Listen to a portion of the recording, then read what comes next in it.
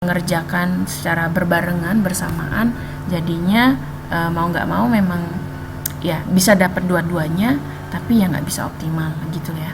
Nah, yang kedua adalah perhatian bertahap. Nah, ini tadi yang maksudnya kalau misalnya kita harus fokus. Jadi kalau misalnya mau mencapai tujuan dengan secara optimal, jadi biasanya akan kita dahulukan yang paling penting, yang paling prioritas gitu. Jadi yang paling penting mana dulu yang dikerjakan, difokuskan, kemudian setelah selesai baru dilanjutkan sasarannya, target yang lainnya. Jadi ini sebenarnya nggak cuma untuk konteks organisasi ya, tapi untuk konteks kita pribadi itu juga akan penting gitu ya buat kita pribadi, karena ya kadang ya tahu sendiri misalnya kegiatan teman-teman kan juga macam-macam gitu ya, gimana caranya membagi waktu, gimana caranya misalnya kita punya tujuan tertentu dalam waktu yang bersamaan, gimana cara supaya bisa mendapatkan dua-duanya gitu. Nah, ini yang ketiga, penanganannya adalah dengan preferensi sasaran. Jadi lebih memilih yang mana. Kalau tadi perhatian bertahap kan kerjain satu dulu, baru kerjain kemudian yang lain. Nah, kalau preferensi sasaran itu misalnya kita punya 5 sasaran. Nah, di sini biasanya akan dipilih yang misalnya waktunya hanya punya 1 bulan, misalnya kita punya 5 tujuan, kan agak susah ya kalau misalnya ngerjain semuanya. Makanya sama pemimpin atau tingkat tertinggi ya, ketuanya atau presiden suatu organisasi, dia akan menetapkan prioritas sasarannya apa, yang paling utama yang harus dikerjakan pada saat itu apa gitu. Kemudian ada perubahan sasaran. Ini maksudnya gimana? Jadi ketika misalnya tadi kita punya beberapa target atau tujuan sasaran, banyak, mungkin kita awalnya ngerjain A nih, tapi ternyata dalam kenyataannya di lapangan itu masih kurang optimal. Jadi kita mengubah sasarannya, yang tadinya A jadi B. Nah, ini diubahnya secara perlahan, secara periodik gitu ya, jadi nggak langsung ujuk-ujuk gitu bahasa Jawanya. Nah, kalau misalnya nih saya tulis di bawah, apabila waktunya terbatas, sebenarnya cara mana sih penanganan yang paling efektif atau yang paling baik digunakan dalam berbagai macam pilihan sasaran ini? Kalau menurut teman-teman gimana nih? Misalnya nih tadi kan sudah disebutkan ada beberapa gitu ya, ada beberapa sasaran dan dia saling beda lah gitu, berbeda satu sama lainnya. Terus waktunya cuma terbatas nih, cuma sedikit. Gimana caranya supaya kita bisa mendapatkan hal yang optimal gitu? Sebaiknya apa yang dilakukan? Menurut teman-teman yang mana? Bisa diketik jawabannya. Kira-kira apa? Yang A, B, C atau D gitu. Jadi kalau misalnya waktunya terbatas, sebaiknya kita mengerjakan yang mana nih? Mungkin tiap orang akan berbeda ya pendekatannya dan alasannya masing-masing gitu ya. Jadi kasusnya gampangnya gini nih, teman-teman semua nih saya kasih tugas gitu ya. Tugasnya ada 5, waktunya semua saya kasih 1 minggu. Nah, waktunya terbatas, teman-teman sebaiknya ngerjainnya yang kayak apa sih? Ngerjain tugas yang 5 yang harus kalian selesaikan tadi tuh pendekatannya sebaiknya yang bagaimana? Kan ini nanti akan beda-beda ya tiap orang sebenarnya. Jadi kalau di ilmu sosial apalagi di kalangan teman-teman yang suka berorganisasi itu kan caranya juga akan beda-beda. Nah, ini nanti ketika pada praktiknya kalian menghadapi masalah yang real gitu ya, yang nyata di lapangan, terus mana nih yang harus dikerjakan ketika ada waktunya mepet deadline-nya nih. Oke, ini sudah menjawab Mbak Yulis, terus Mbak Suhartini sama Mbak Fevi ya. Ya, terima kasih jawabannya. Yang lainnya, Mas Nanung, Mbak Muji, silakan. Ini nggak ada benar atau salah ya, tapi saya lebih ke tanda kutip menguji. Menurut teman-teman ketika waktunya mepet, deadline-nya gitu ya, udah mau dikumpulin tugas banyak, aktivitas banyak gitu ya, tapi ini harus ada kerjaan yang harus diselesaikan. Nah, mana nih caranya dalam menyelesaikan atau meraih target ini, gimana caranya nih? Mbak Mujibe, Mbak Mas Nano, apa Mas Nano? Gitu ya. Jadi silakan juga kalau mau dijelaskan ininya apa alasannya, boleh. Jadi kalau teman-teman ya mungkin sering yang mengalami seperti ini ya. Jadi kalau ketika pas lagi sibuk-sibuknya itu lagi banyak sekali, kemudian waktunya mepet, biasanya apa yang dilakukan gitu. Nah kalau misalnya saya tipenya sebenarnya suka multitasking. Kalau saya pribadi ya, ini bukan masalah benar atau salah, tapi memang style saya pribadi. Nah ketika saya waktunya mepet, kemudian dikasih tugas yang banyak, saya tipenya memang harus dikerjakan berbarengan semuanya. Jadi memang jadi sayangnya jadi nggak bisa benar-benar optimal ya, karena dikerjakan semuanya berbarengan. Beda halnya kalau misalnya punya waktu yang lebih panjang kayak gitu, nanti bisa bertahap gitu. Tapi kalau mungkin tipe orang beda-beda. Memang lebih baiknya adalah fokus di satu dulu gitu ya, perhatian bertahap, kemudian yang paling urgent gitu ya, kemudian setelah selesai baru dilanjutkan sasaran yang lainnya gitu. Oke. Jadi teman-teman kebayang ya gimana kondisinya, kondisi kasus seperti ini gitu ya, maksudnya ya pasti sering dialami lah, baik pribadi maupun bareng-bareng di organisasi.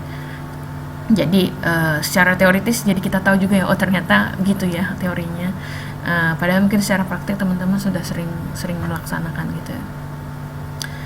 Dan ini saya pribadi juga harus belajar untuk bisa bertahap mengerjakan supaya bisa optimal gitu ya.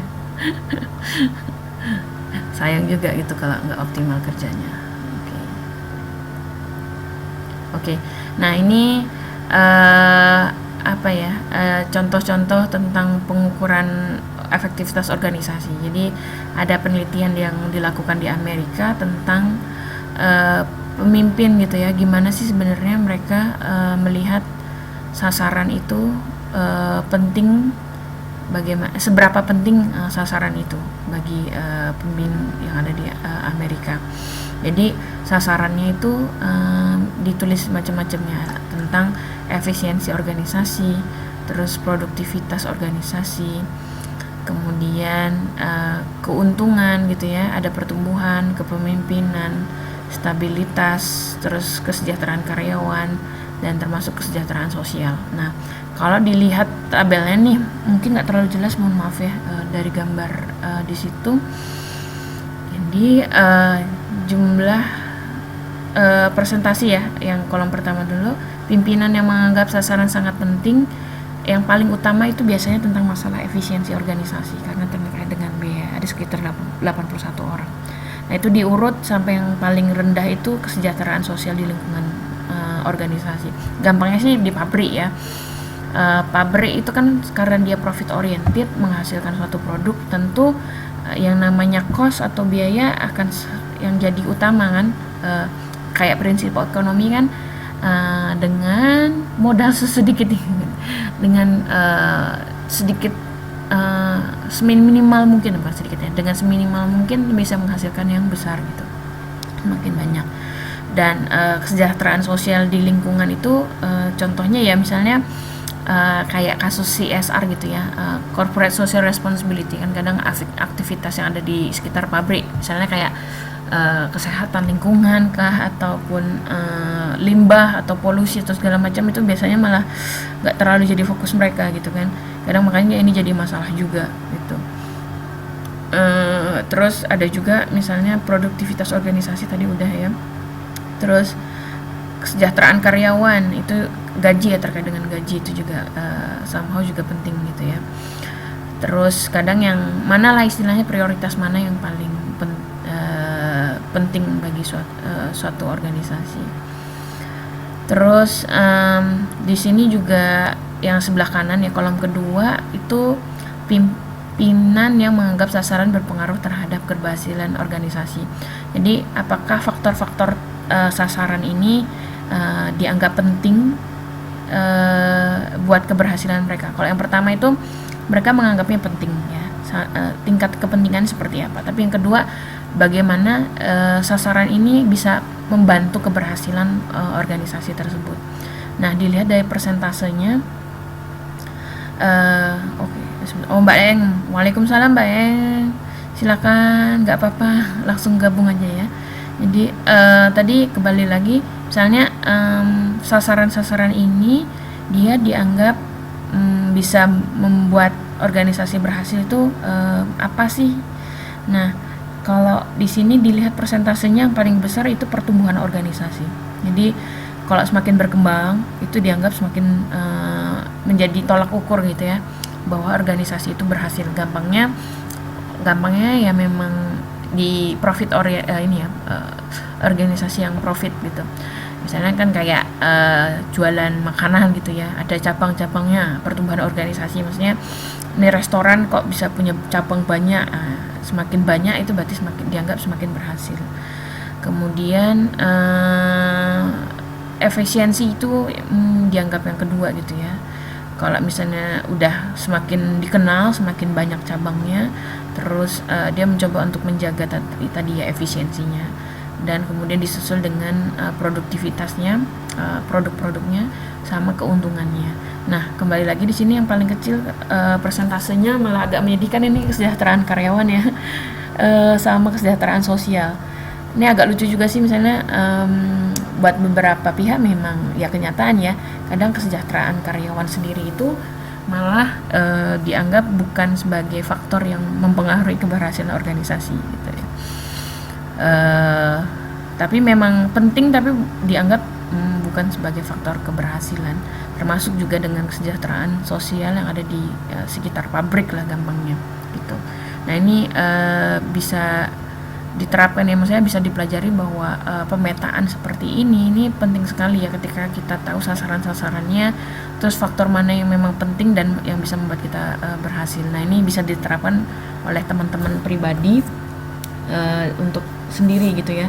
Misalnya punya target atau tujuan hidup, kemudian teman-teman harus tahu sasaran teman-teman pribadi itu apa dalam hidup ini, kemudian mana yang teman-teman anggap penting dan mana yang sasaran yang itu bisa berpengaruh bagi teman-teman supaya bisa berhasil. Nah, ini menarik ya, bisa diterapkan oleh pribadi, bisa juga diterapkan organisasi. Jadi adanya tabel ini tuh menunjukkan pemetaan ya, pemetaan skala tentang tingkat pentingnya buat pentingnya antara sasaran sama berapa pengaruhnya terhadap keberhasilan organisasi tersebut gitu. So far gitu jelas, ada yang mau didiskusikan dulu? Nah, ini memang ini ya, kok saya pikir mengorganisasi itu kan gak cuma rame-rame ya, kadang mengorganisasi atau memanage diri aja kadang susah nih. Kadang saya juga suka diskusi sama teman-teman, sorry nih agak lompat-lompat, apa ya, ketika masalah saya suka nanya kalian planning jangka panjangnya apa, planning jangka pendeknya apa, itu kadang masih belum kebayang dan lebih suka yang ngalir aja deh gimana gitu. Nah, ini tapi ketika kita lihat dari sini dengan adanya pemetaan itu bisa menjadi semakin jelas ya, untuk kita pribadi maupun nanti ketika misalnya berorganisasi. Nah, terus ini lagi nih ada tentang kriteria pengukuran gitu ya. Nah, ini sebenarnya memang disebutkan bahwa ketika mengukur keberhasilan organisasi itu harus ada subjektivitas ya, karena nggak bisa dilepaskan bahwa yang mengukur itu siapa dulu gitu. Tapi bukan berarti nggak bisa objektif juga, itu nggak belum tentu ya. Tapi pasti ketika dalam menilai sesuatu kan ada pendapat pribadi gitu, atau subjek, siapa yang menilai itu dia mengukurnya dengan apa gitu. Nah, jadi agak susah lah istilahnya menentukan dikatakan berhasil atau tidaknya itu beda-beda gitu ya. Nah, tapi kalau misalnya di sini dijelaskan bahwa kalau pada organisasi bisnis atau yang profit oriented tadi itu malah justru lebih mudah, karena kan jelas pengukuran mereka dikatakan berhasil ketika ada tadi keuntungannya, terus pertumbuhannya semakin dikenal segala macam. Sedangkan kalau organisasi yang biasanya ini organisasi mahasiswa atau